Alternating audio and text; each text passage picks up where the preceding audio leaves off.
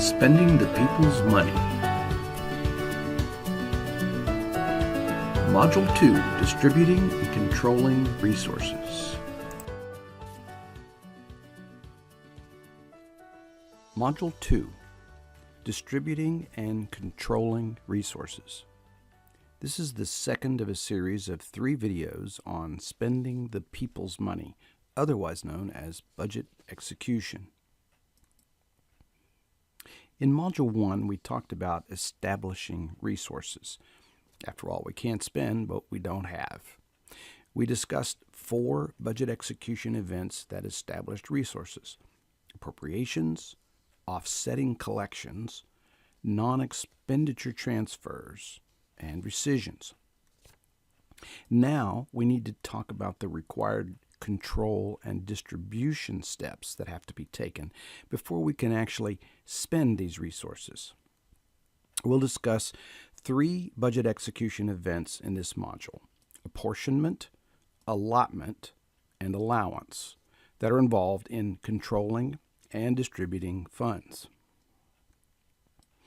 Our first budget execution event under controlling and distributing funds is budget execution event number 5, the apportionment.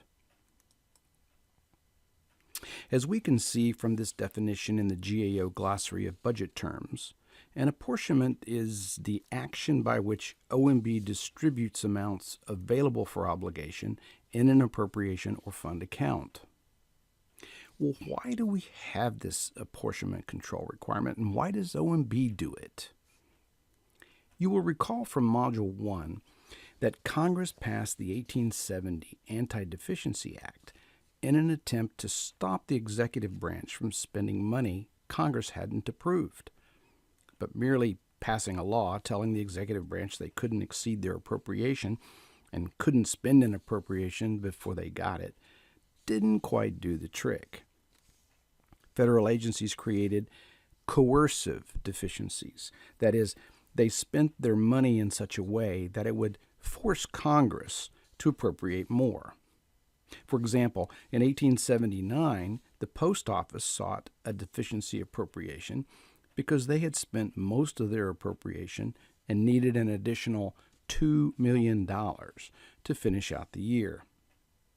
In addition, agencies would have their employees work overtime, for which they had no funding, expecting Congress to appropriate additional funds to pay the employees.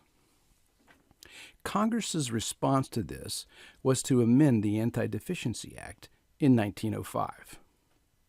First, they kept the original 1870 prohibition that we saw in Module 1 against spending in excess of an appropriation for a fiscal year and involving the government in spending funds before the funds were available.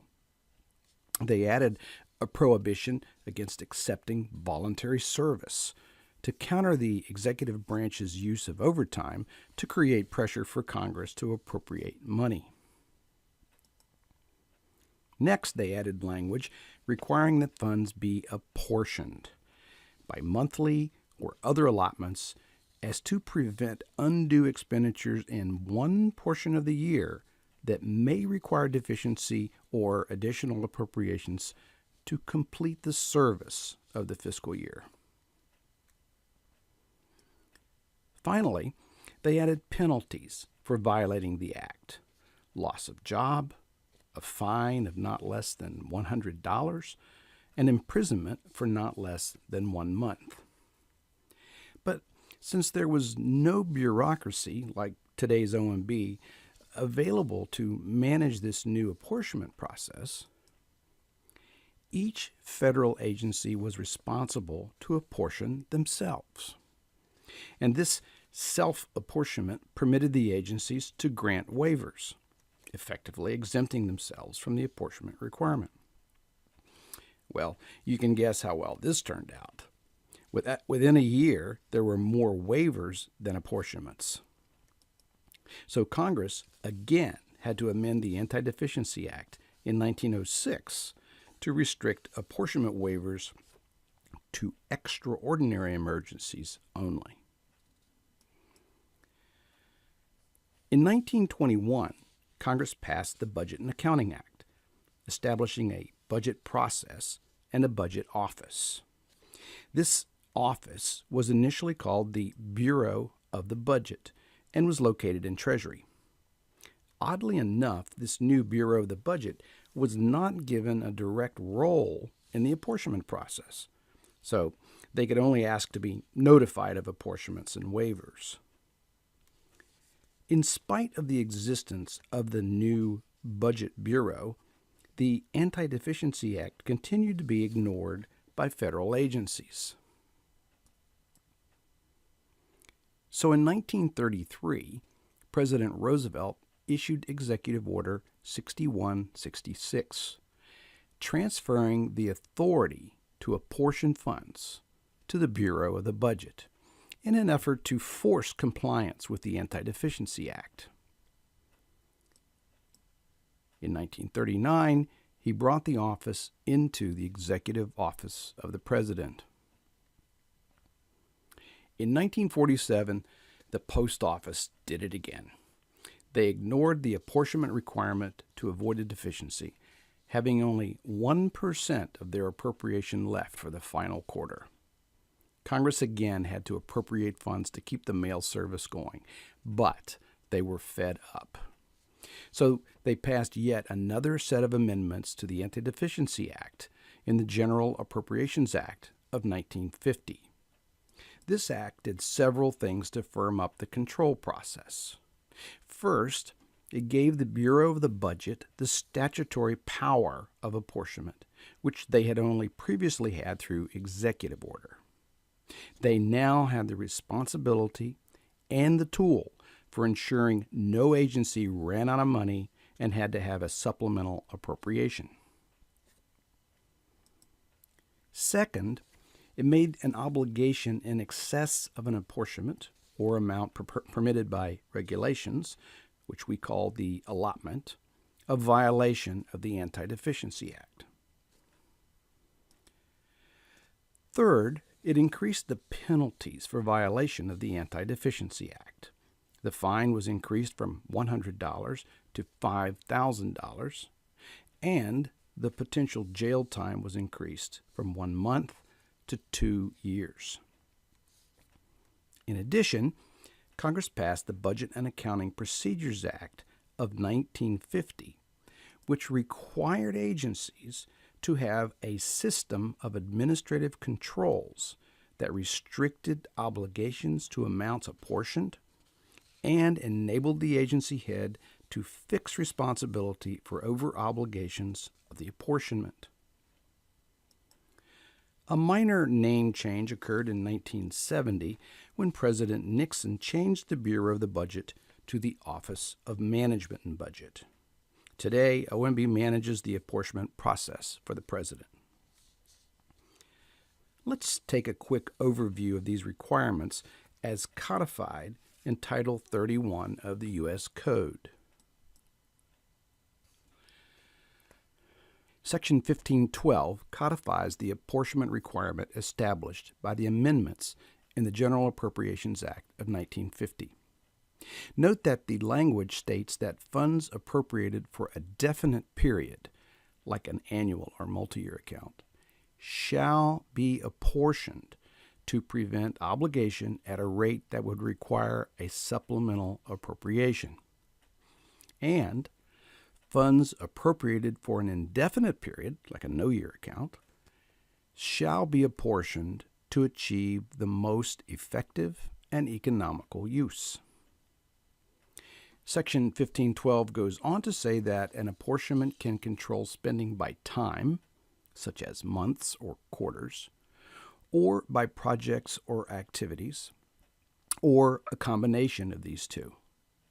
Some accounts have both administrative funds as well as programmatic, so the apportionment may have funds apportioned by time, called Category A, and program, called Category B.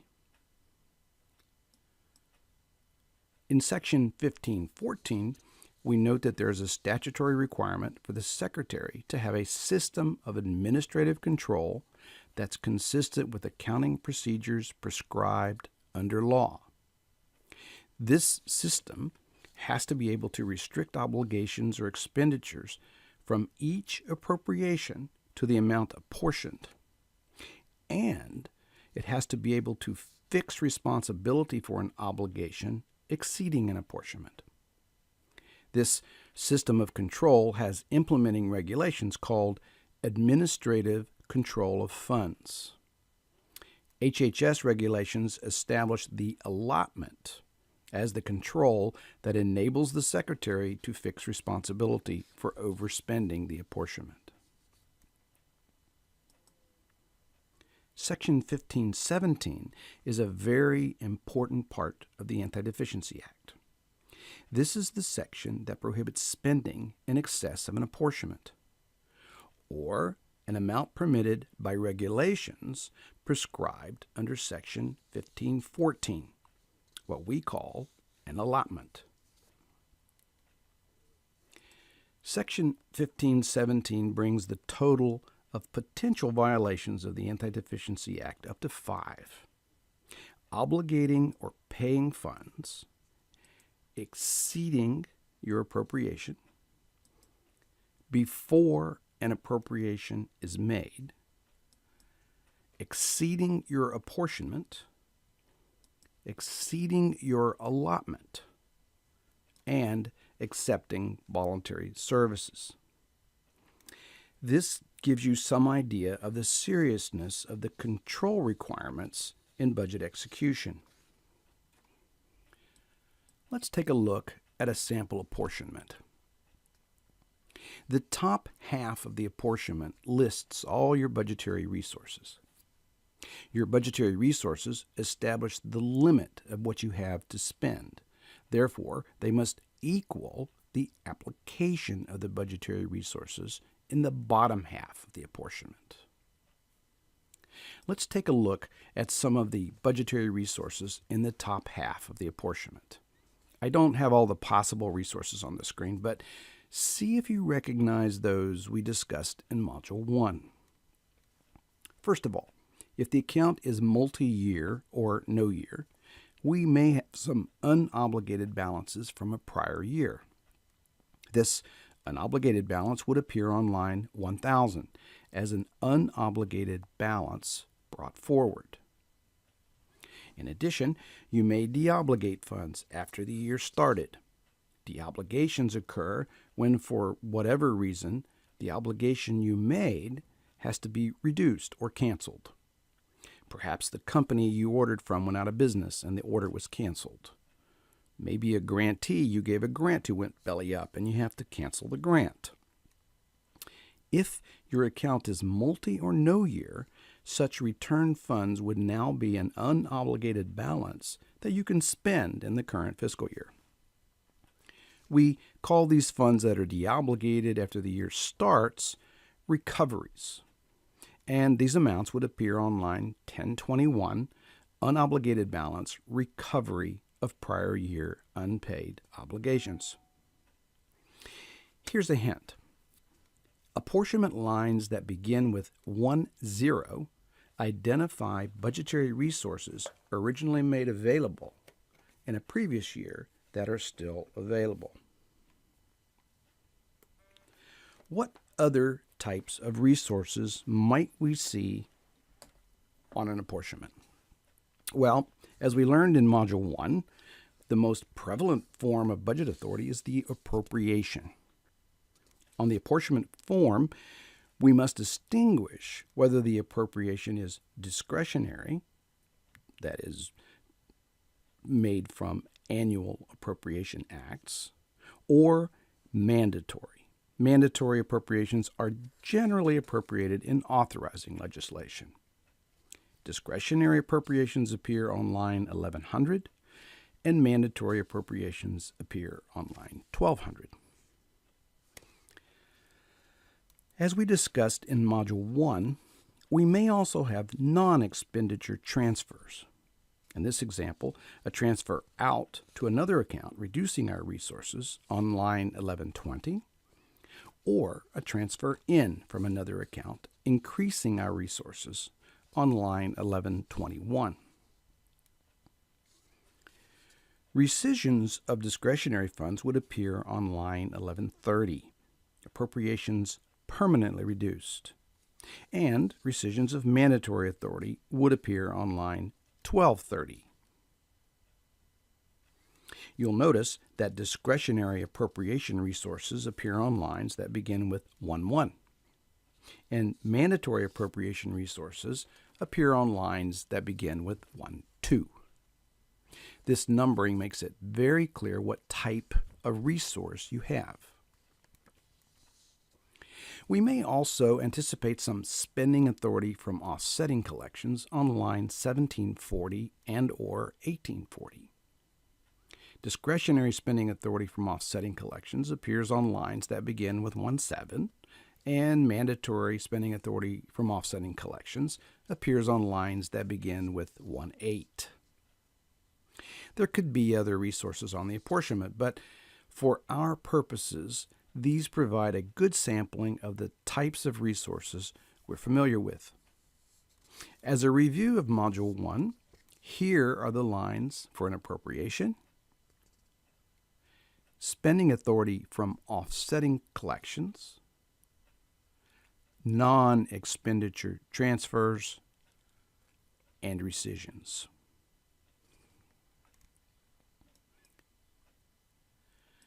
The bottom section of the apportionment, the 6,000 lines, displays the application of the budgetary resources we just itemized. There are 8 possible applications.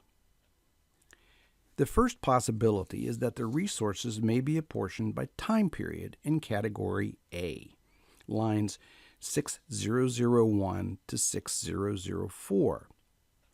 This is the section OMB uses to carry out their statutory responsibility to make sure you don't run out of money. For those types of expenses that have to stretch over the whole year, such as administrative costs, OMB will apportion the funds over 4 quarters. In this way, they can make sure you don't pull the trick the post office pulled in 1879 and in 1947. The second possibility is that funds will be apportioned as Category B, lines 6011 through 6110. That is, by program, project, or activity. Sometimes Congress appropriates a specific amount for a particular program, and OMB may apportion that lump sum amount in Category B. The third possibility is that funds could be apportioned as a mixture of Category A and B, lines 6111 through 6159. OMB calls this Category AB. It's used when a particular program needs to be apportioned over time. This is a relatively new application and is not used in very many apportionments in HHS. The fourth possibility is that funds are apportioned as Category C, or as OMB refers to it, for future years, lines 6170 to 6173. It's important to note that Category C cannot be used in an annual account, since the funds would expire after 1 year and therefore could not be apportioned in a future year. You will therefore only see Category C used on multi-year and no-year accounts. The fourth, fifth, and sixth possible applications are somewhat related. The Impoundment Control Act of 1974 established the requirement that the President report to Congress in a special message if he or she proposes to request a rescission of funds or a deferral, that is, the delay, of spending funds. The proposed rescission is the fifth possibility on line 6180, and the deferral on line 6181 is the sixth. But although the Impoundment Control Act is still on the books, it's basically ignored. It's been suggested that OMB created Category C to enable them to defer or delay funding without having to submit a formal message to the Congress. Effectively, the two options, withheld pending rescission and deferred, are not really available to us anymore. But until the Impoundment Control Act is repealed, these items will remain on the form. The seventh application is the Unapportioned Balance Revolving Fund, line 6182. This line is used only on apportionments for revolving funds. Recall some of the examples we discussed in Module 1. FDA's revolving fund for color certification, the HHS and NIH service and supply funds, and the CDC revolving fund. These accounts are business-type operations that need to keep funds in a reserve to purchase equipment and so forth. And these reserves, which are not needed in the current year, would go on line 6182. The eighth and last possible application is the exempt from apportionment line, 6183. This line is only used on apportionments that have a mixture of funds that are both exempted from apportionment and not exempt. Of course, if the entire account's exempt, there would be no need to prepare the SF-132 at all. As you might imagine, this line is rarely used. So that's the bottom section of the apportionment. Just to reiterate, the total amount on the bottom section of the apportionment, the application of budgetary resources, must equal the total budgetary resources in the top section of the apportionment. So far, we have some resources to spend, and we have discussed the first stage of the controlling and distribution group of budget execution events, the apportionment. The apportionment is the process OMB is required by law to perform to control spending. But now we need to discuss the next step. Remember that 31 U.S.C. 1514 requires that agencies have a way to ensure they do not exceed the amount apportioned. How do they do that? This gets us into the allotments and allowance stage of the control and distribution phase. Budget execution events 6 and 7.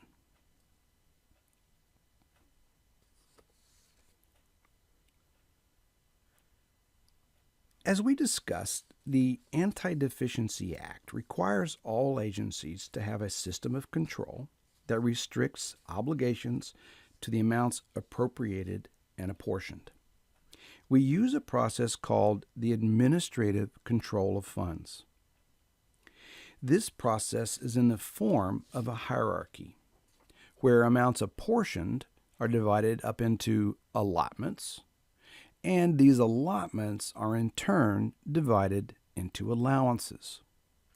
The best way to understand this process is to consider a simple example. This is appropriation language for a fictitious agency called Good Government. Note that we have a purpose for carrying out Title I of the Good Government Act, and we have an amount, $100,000. And because we know this fictitious language appeared in a fictitious appropriation act, we can assume the funds are available for only 1 year. Suppose also that Congress provided a conference report table like this, telling us how to spend these funds. They want states to receive $80,000 in formula grants and $20,000 in discretionary grants. To keep it simple, let's assume there are no other effects on budgetary resources, such as collections or transfers or rescissions. When we take a look at the OMB apportionment, we can see the $100,000 appropriation on line 1100.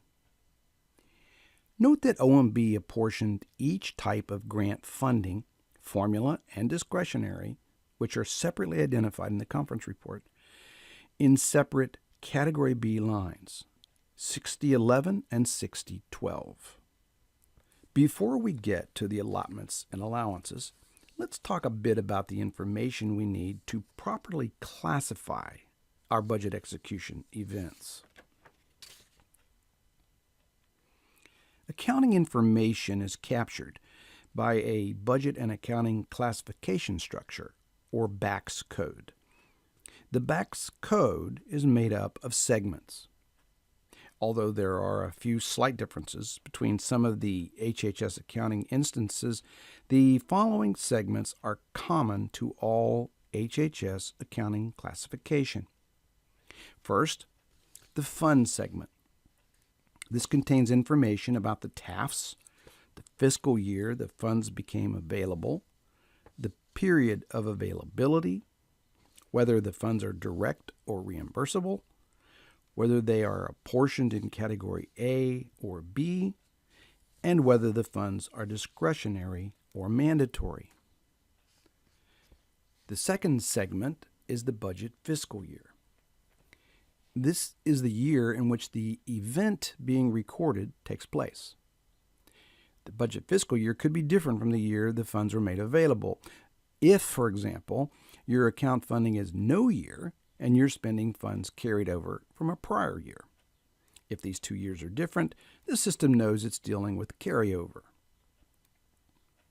The organization is the third segment. This is an important segment in identifying the person responsible for exceeding an apportionment or allotment, as the system is required to do. The fourth segment is the budget activity or program. There is a statutory requirement that agencies collect accounting information in a way to support the development of the President's budget. This segment meets that statutory requirement. The fifth segment is not involved in distribution and control of funds, so we will save our discussion of it until we get to the spending events. The sixth common segment is the accounting event, or Standard General Ledger, SGL account. This event segment tells the accounting system which budget execution event is being recorded. Is it an appropriation? Is it an apportionment? An allotment? These events are derived from a standard government-wide list maintained by Treasury called the United States Standard General Ledger, or US SGL. If you would like to understand more about the Standard General Ledger, I recommend Introduction to Budgetary Accounting video.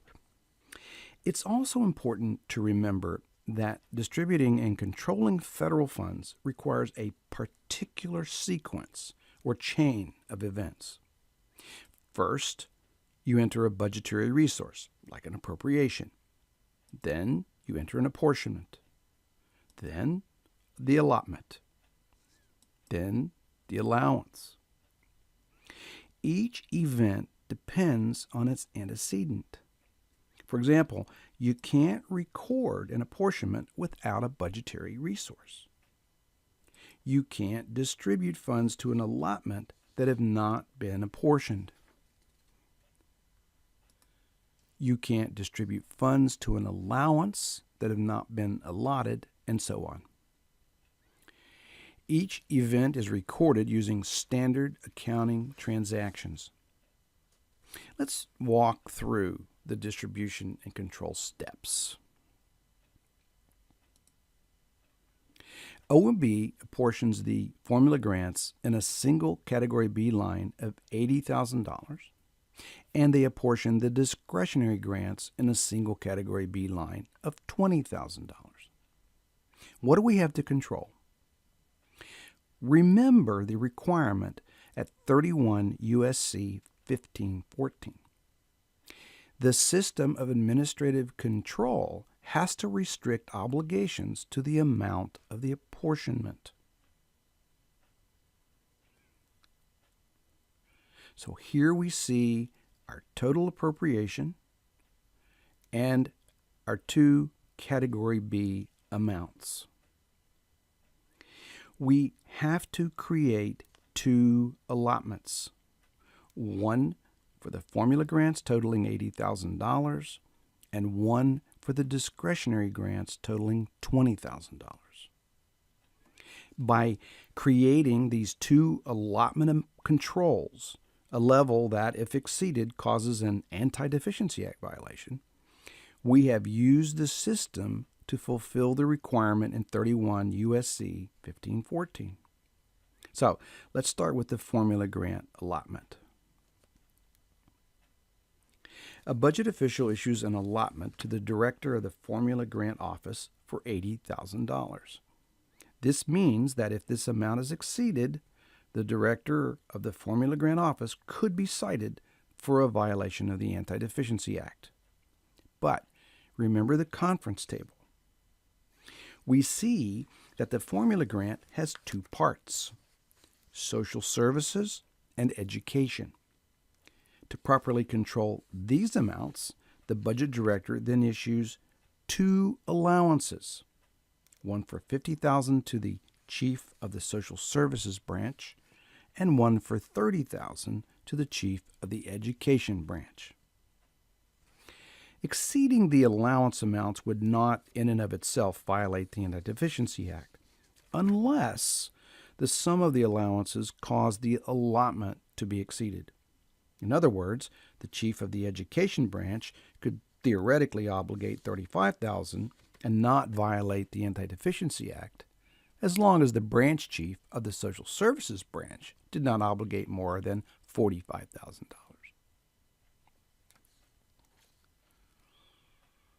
Our second control is a Category B item for $20,000 for discretionary grants. So the budget official issues an allotment to the director of the Discretionary Grant Office for $20,000. We again look at the conference table and see that it divides the discretionary grants into two parts. So the director issues two allowances, one for $15,000 to the chief of the training branch and one for $5,000 to the chief of the technical assistance branch. Looking at the full picture, we see the hierarchical nature of fund distribution and control.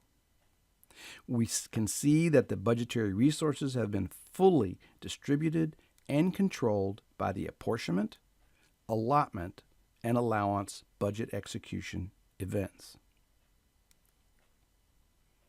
In Module 1, we discussed the first set of budget execution events, establishing resources. The resources set of events included appropriation, offsetting collections, non-expenditure transfers, and rescissions. In Module 2, we discussed the control and distribution budget execution events, apportionment, allotment, and allowance. In Module 3, we will finally get to the spending stage of budget execution, and we'll discuss the obligation and outlay of funds.